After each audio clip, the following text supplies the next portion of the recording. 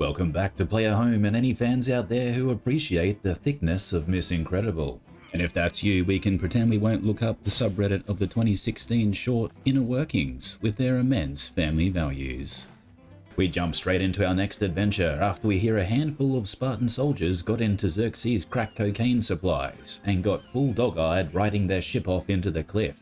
You're the only survivor? I was too far gone. He then goes on to say he snorted a full gram and set the sails to ultra mast, but then he tried to overtake an Athenian warship, dropped it back to second, and understeered into this beach where his main dealer was captured in a quarry nearby. He then just awkwardly dies just as we were about to say we'll help him. It's almost as uncomfortable as the time I was caught making out with my teacher in high school. Like it wasn't awkward that it was my teacher, but maybe more so that the teacher was my sister. Now that we've found the quarry, we can scout out the full scale of it and its rich, deep mine shafts. Funnily enough, that was the title of Adolf Hitler's self-titled biography about his daily struggle with a micro-penis, entitled Mine Shaft.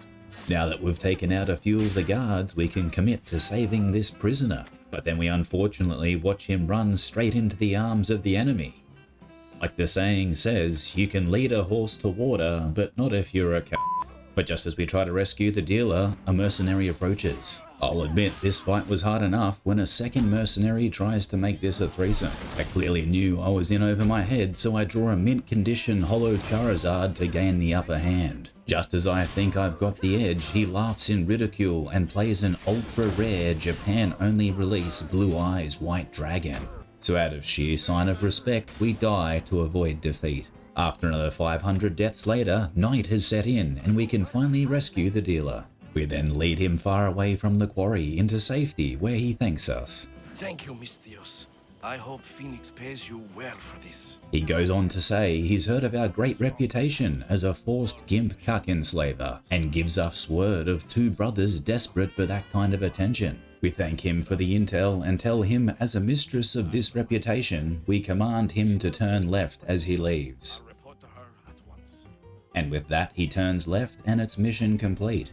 We head out the next morning following the dealer's clues and stumble across a quest nearby, our brother's seduction, so we must be getting close.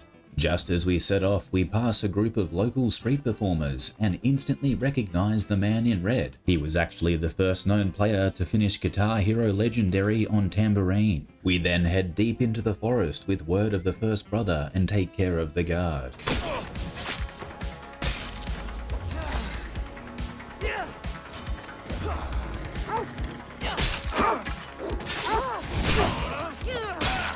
Now let's pet the dog and find our target already lying down and willing to take it.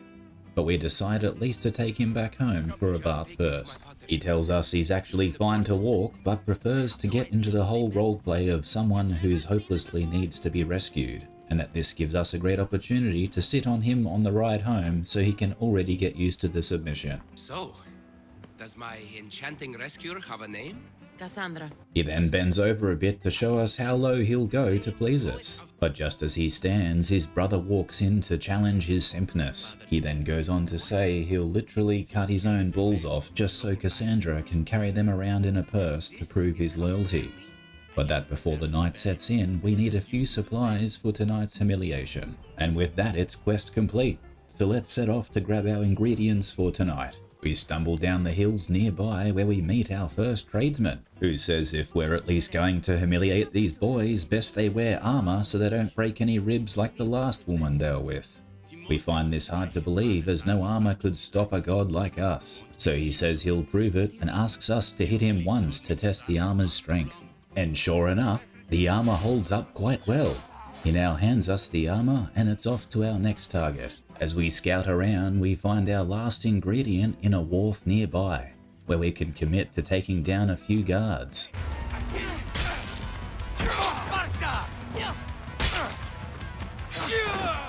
And then kill this soldier to achieve a world record as the oldest known abortion at 900 months. We now achieve the highest level of that Big D energy and flat out steal the last ingredient in front of its owner as a giver of no fucks. We now return to the brothers as they argue about who gets to be humiliated, and then beg us to choose which one as their certified simps.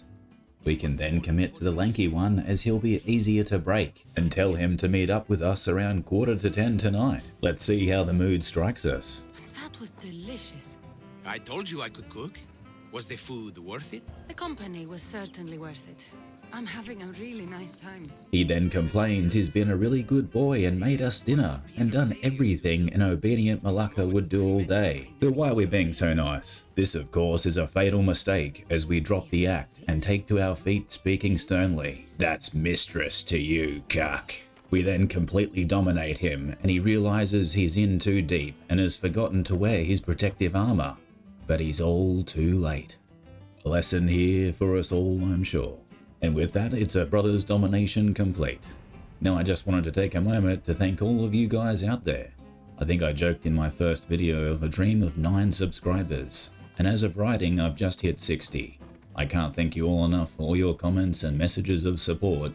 You guys are the real OGs and make it all the more fun knowing there's people out there who simp just as hard as a qualified Malacca as myself. So as promised, I thought I'd end on another high school girlfriend real life stealth story. Now one thing you have to understand is that my girlfriend's parents in high school were ultra strict. So once it became too sketchy to dismount so often mid-intercourse, we opted for even riskier rendezvous. Where one evening I was working the night shift in a shopping centre and she came to visit me on my break. So I took her down to intercourse under the bridge out back by the riverside. But just as we're about to finish, a boat came by with a family on board teaching the kids how to fish. Now usually this is where I would dismount, but this time she was on top. So I just held on tight and closed my eyes as we heard the parents on the boat telling the kids to look away as they stormed off. Not to mention, once we finished, I then walked back to work through the shopping centre with Malacca juice sprayed all over my pants. If there's one piece of advice I can give, it's that when this happens to you, walk through public with your head held high, forcing to shame cuck everyone else in your presence. Thanks so much for following along, and good night.